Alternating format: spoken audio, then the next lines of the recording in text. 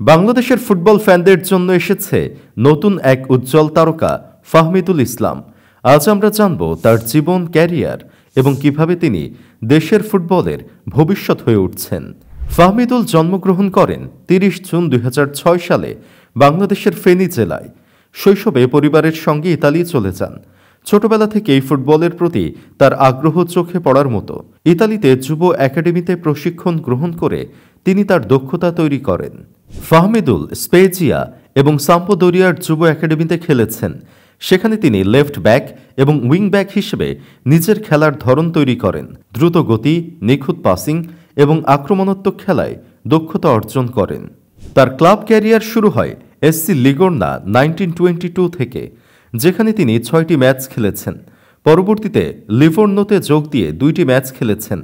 2025 সালে তিনি যোগ দেন ইতালির অলবিয়া ক্লাবে। সেখানে প্রথম দলে খেলেই তিনি 8টি ম্যাচে অংশ নেন এবং দলের গুরুত্বপূর্ণ সদস্য হয়ে ওঠেন। 2025 সালে ফাহমিদুল প্রথমবার ডাক পান বাংলাদেশ জাতীয় দলের প্রাথমিক স্কোয়াডে।